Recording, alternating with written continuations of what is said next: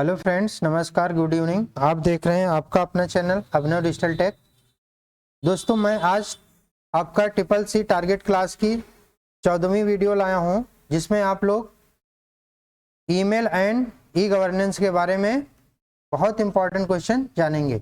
दोस्तों, आज इनका ट्रिपल सी का पेपर था, तो प्लीज़ अगर आप वीडियो देख रहे हैं तो प्लीज़ जो आपका क्वेश्चन आया हो उसको प्लीज़ आप कमेंट्स बॉक्स में जो भी आपको याद हो उनको लिख दीजिए, जिससे कि हम जान सकें और आने वाले एग्ज़ाम के बारे में भी और लोगों को कुछ पता चल सके कि एग्ज़ाम का लेवल कैसा होता है और कैसे एग्ज़ाम में क्वेश्चन पूछे जा रहे हैं। तो चलिए स्टार्ट करते हैं। पहला क्वेश्चन है, ईमेल एड्रेस के यूजर आईडी और डोमेन नाम को अलग अलग करता है।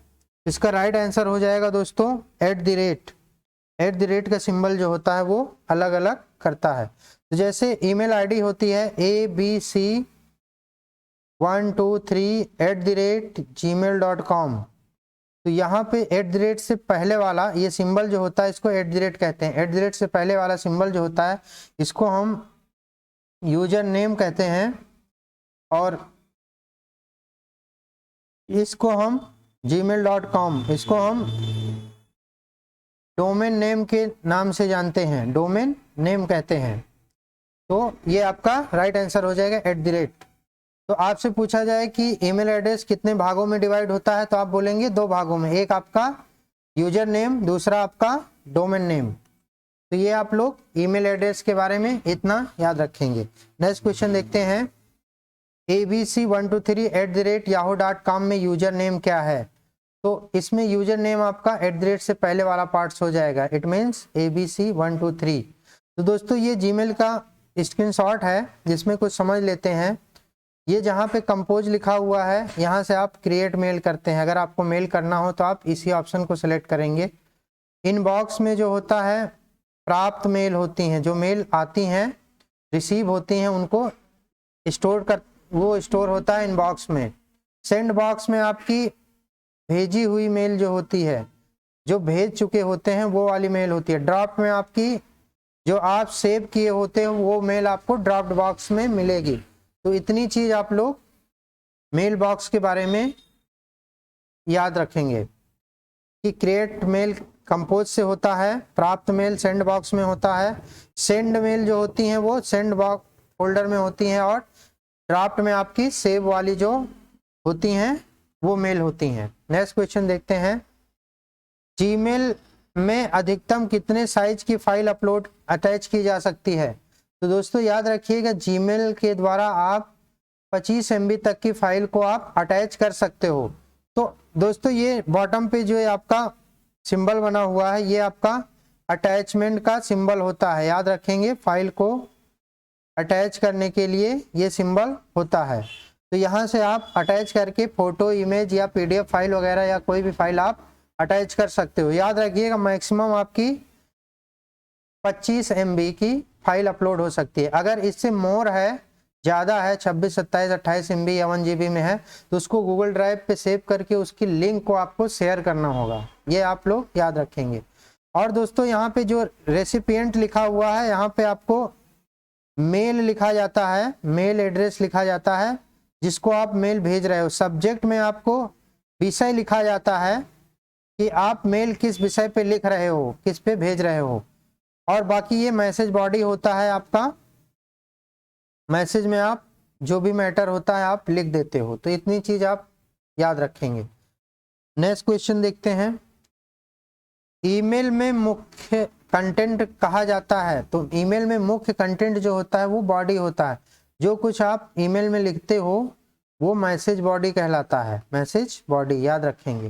नेक्स्ट क्वेश्चन देखते हैं, डिलीट किया गया मेल पुनः प्राप्त करने के लिए किस फोल्डर में जाते हैं। तो दोस्तों जो आपके डिलीट मेल होते हैं वो आपके ये जो ट्रैश बॉक्स बना हुआ है, ट्रैश, इस ट्रैश बॉक्स में आपके डिलीटेड मेल आपको मिलते हैं। यहां से आपको रीस्टोर उनको कर सकते हो। दोस्तों स्पैम में क्या होता है, अनचाही मेल होती है, अनचाही या जिनको आप नहीं जानते होंगे अननोन मेल जो होती है स्पैम में होती है। तो ये आप लोग याद रखेंगे। ट्रैश में डिलीट मेल होती है, स्पैम में अनचाही मेल होती है। स्पैम मेल अगर दोस्तों आती है तो आप उनको बिना पढ़े हुए डिलीट मार देंगे। ये क्वेश्चन आपसे पूछा जाता है कि स्पैम मेल आपको प्राप्त हुई है, आप उसको क्या करेंगे, तो उसका राइट आंसर यही होता है कि बिना पढ़े हुए उसको डिलीट मार देंगे। नेक्स्ट क्वेश्चन देखते हैं हम लोग। आपके द्वारा भेजा गया ईमेल स्टोर कहाँ पे होता है? तो दोस्तों जब हम मेल सेंड कर देते हैं किसी को तो वो हमारा सेंड बॉक्स होता है। एक जीमेल की बात कर रहा हूँ, जीमेल में सेंड बॉक्स होता है, या अदर में कहीं पे आउट बॉक्स भी आपको मिलता है। तो आउट बॉक्स या सेंड बॉक्स एक ही होते हैं। तो यहाँ पे आपको जो मेल सेंड कर देते हो किसी दूसरे को, वो आपको वहां पे मिलता है। दोस्तों दो चीज मेल सेंड करने में आप दो चीज याद रखिएगा। मेल सेंड करते समय दो चीज याद रखिएगा। एक होता है आपका सीसी का ऑप्शन, एक होता है आपका बीसीसी का ऑप्शन। तो सीसी का मतलब होता है आपका कार्बन कॉपी और बीसीसी का मतलब होता है आपका blind carbon copy.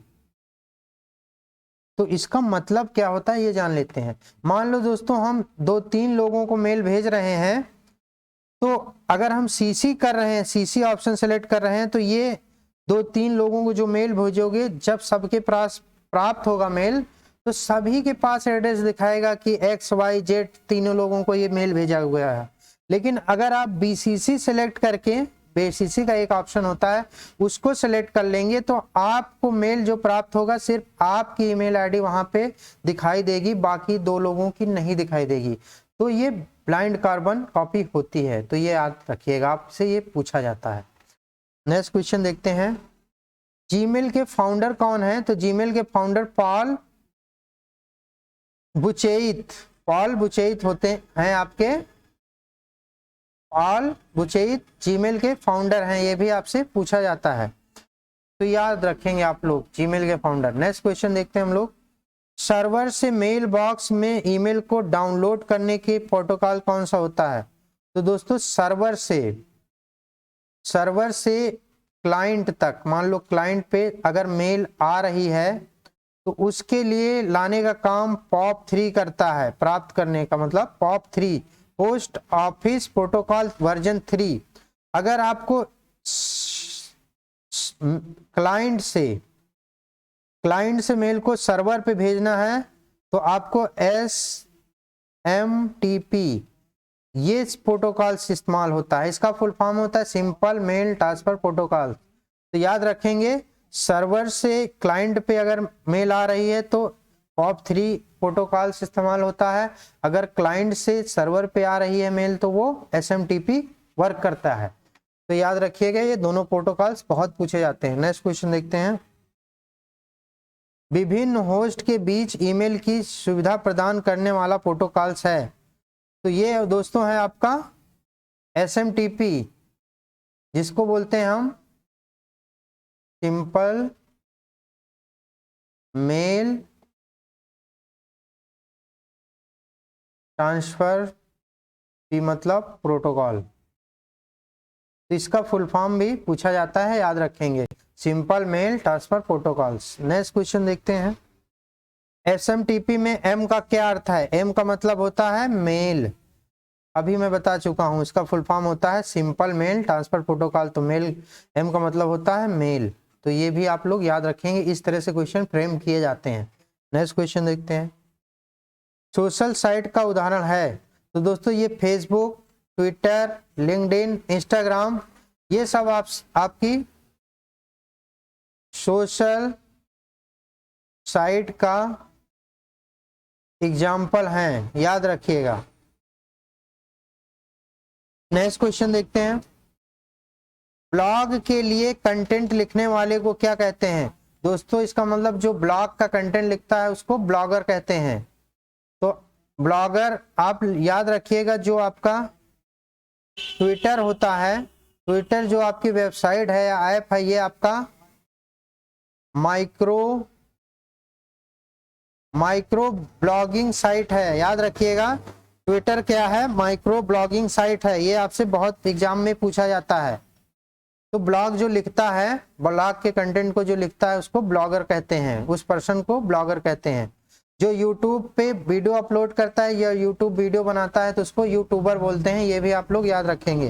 Next question देखते हैं, आलीबाबा किस देश का है? तो आलीबाबा दोस्तों एक ई कॉमर्स कंपनी है, याद रखिएगा, ई कॉमर्स कंपनी है। तो आलीबाबा चीन की कंपनी है, इस चीन की कंपनी है। आलीबाबा के जनक पूछा जाए, फाउंडर, तो आप बताएंगे इसके फाउंडर हैं जैक मा, याद रखेंगे इसके फाउंडर हैं जैक मा। जैक मा ये बहुत फेमस पर्सनालिटी हैं, जैक मा।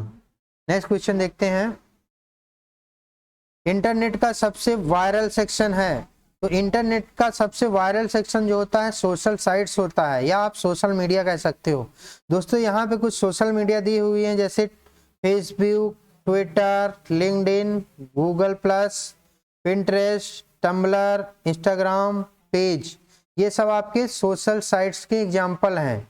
तो ये आप लोग याद रखेंगे, आपसे ये पूछे जाते हैं। दोस्तों इनके फाउंडर भी पूछे जाते हैं, तो फेसबुक के फाउंडर आपके मार्क जुकरबर्ग हैं, ये भी आपसे पूछा जाता है, याद रखेंगे। नेक्स्ट क्वेश्चन देखते हैं, इलेक्ट्रॉनिक मेल एड्रेस में कितने भाग होते हैं? तो इलेक्ट्रॉनिक मेल एड्रेस में 2 भाग होते हैं, एक को बोलते हैं हम लोग यूजर नेम, दूसरे को बोलते हैं हम लोग डोमेन नेम। डोमेन नेम, तो ये आप लोग याद रखेंगे। सेपरेट कौन करता है इनको? @ का सिंबल सेपरेट करता है। तो दोस्तों इंडिया में कुछ यूज होने वाले फ्री मेल सर्विस प्रोवाइडर हैं, उनके नाम है Proton mail, Zoho mail, Outlook, Gmail, Yahoo mail, iCloud, AOL mail, GMX mail, और आपका रेडिफ मेल भी होता है, याद रखिएगा, रेडिफ मेल भी होता है, और भी मेल हैं। तो ये कुछ पॉपुलर मेल के सर्विस प्रोवाइडर हैं, आप इनको याद रखिएगा। नेक्स्ट क्वेश्चन देखते हैं, ब्लॉग पर संग्रह होता है? ब्लॉग पर आपकी पिछली पोस्ट का संग्रह होता है, पिछली पोस्ट जो ब्लॉग आप पिछला लिख चुके हो उन्हीं का कलेक्शन ब्लॉग पे होता है। तो दोस्तों कुछ टॉप इंडिया में यूज होने वाले ब्लॉगिंग वेबसाइट के नाम देख लेते हैं हम लोग।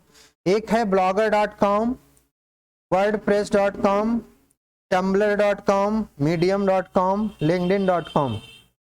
तो ये कुछ फेमस आपके ब्लॉगर साइट्स हैं, इनको आप लोग याद रखेंगे।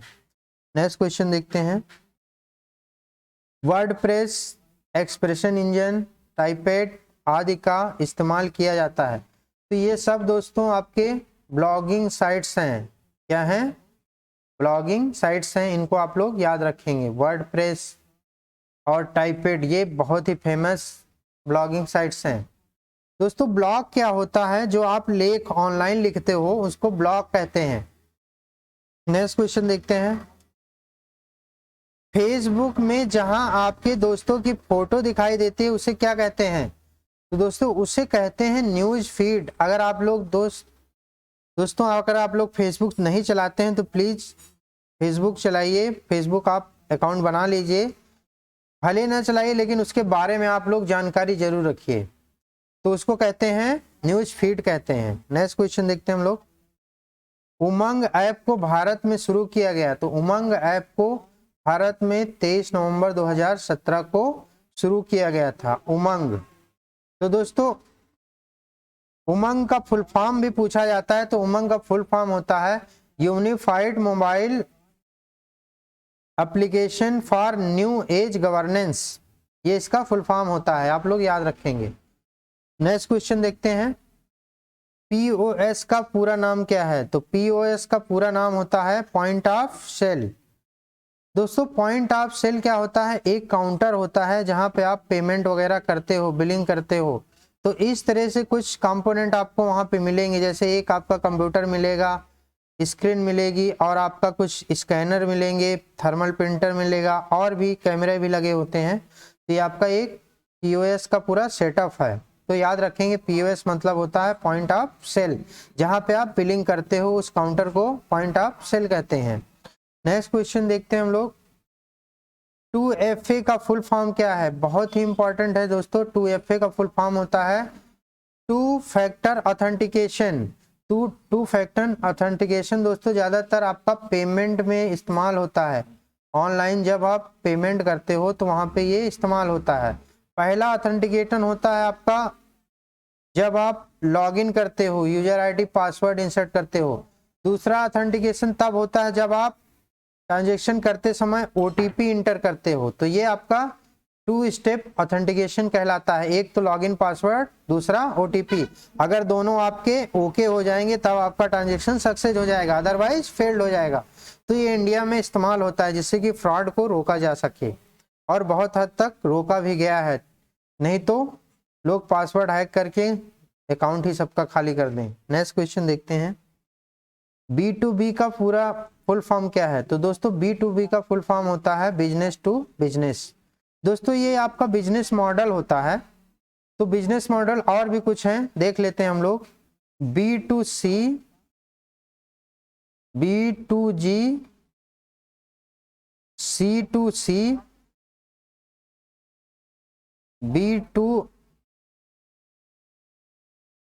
B2B, ठीक। तो ये दोस्तों इसका मतलब होता है business to customer, business to government, customer to customer, business to business.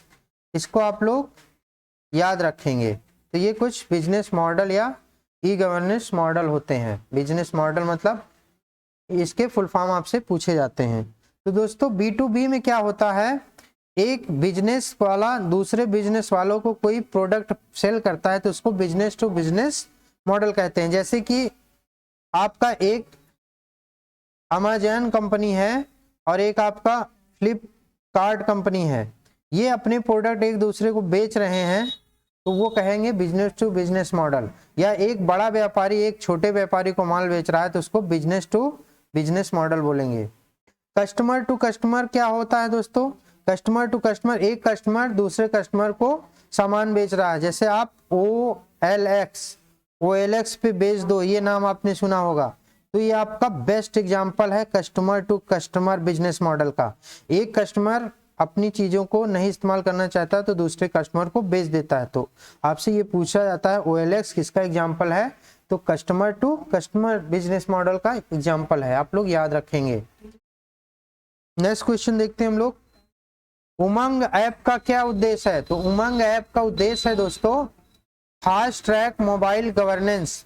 Mobile की सहायता से आप ई गवर्नेंस की सर्विसेज फास्ट ट्रैक बहुत आसानी से कर सको, इसके लिए इसको बनाया गया है। इसमें बहुत ढेर सारी वेबसाइटों का कलेक्शन है, इंटरफेस है। तो दोस्तों कुछ ये आपका यूजर इंटरफेस होता है उमंग ऐप का। तो यहाँ पे आप अपना मोबाइल नंबर डालते हो, यहाँ पे यम पिन मोबाइल पिन डालते हो तो लॉगिन हो जाते हो, या आप सिंपली OTP इंटर करके मोबाइल नंबर डाल के भी आप लॉगिन कर सकते हो। नेक्स्ट क्वेश्चन देखते हैं।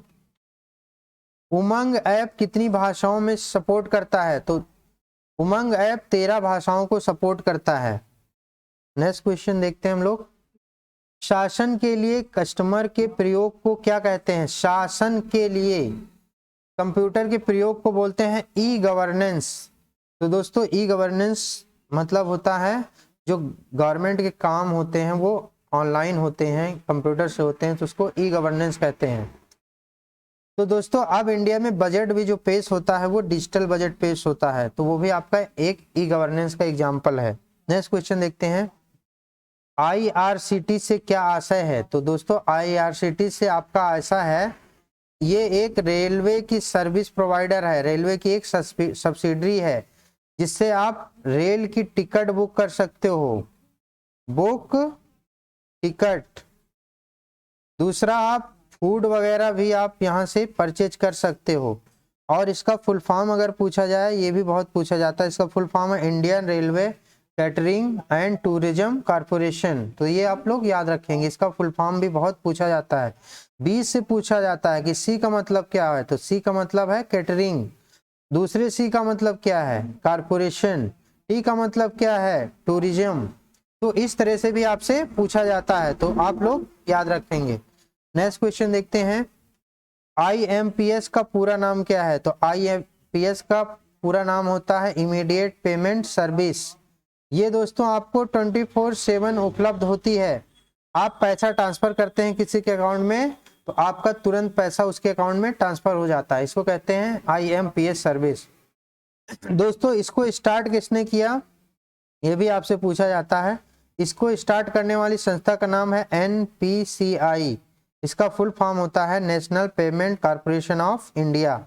दोस्तों यही ऑर्गेनाइजेशन जो होता है आपका रुपे कार्ड भी इशू करता है। जो आपका ATM कार्ड होता है रुपे कार्ड ये भी इशू करता है। नेक्स्ट क्वेश्चन देखते हैं। RTGS के माध्यम से भुगतान करने की न्यूनतम राशि क्या है? दोस्तों इंटरनेट बैंकिंग के बेसिकली 2 एग्जाम्पल हैं आपके।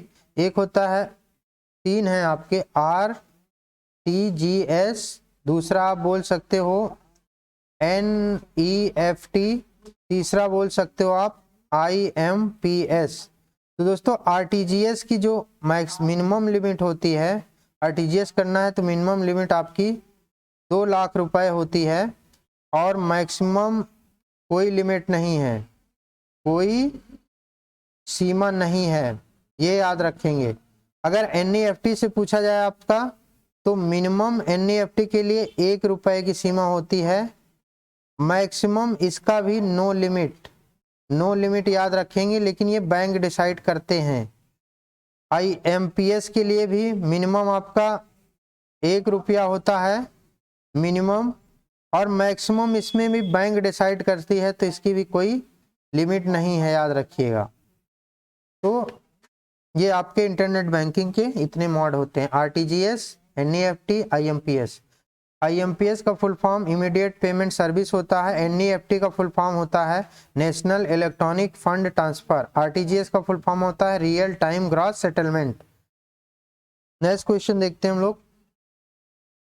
उपभोक्ता आपस में सेवाओं का आदान प्रदान करता है तो कहलाता है, तो उसको कहते हैं दोस्तों customer to customer business model. जैसे कि इसका एग्जांपल क्या है, OLX।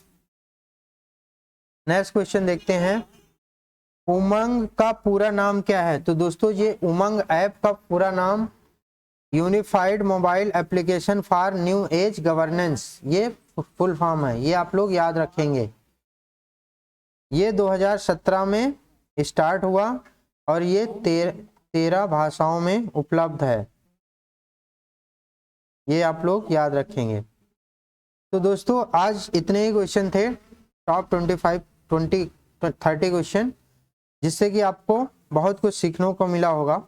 तो दोस्तों अगर आप न्यू व्यूअर हैं, अगर चैनल को सब्सक्राइब नहीं किए हैं तो प्लीज़ चैनल को सब्सक्राइब करें, जिससे कि आपकी SSC या O लेवल की तैयारी अच्छे से होती रहे। अगर दोस्तों आज अगर आप SSC का एग्ज़ाम दे के आए हैं तो प्लीज़ क्वेश्चन हमें कमेंट्स बॉक्स में लिखें। दोस्तों ये अभिनव डिजिटल टेक चैनल है, इसमें ऑलरेडी SSC O लेवल की बहुत सारी वीडियो अपलोडेड हैं, उनको भी आप लोग देख सकते हो। और चैनल सब्सक्राइब नहीं किए हो तो प्लीज़ चैनल को सब्सक्राइब करें। Thanks for watching.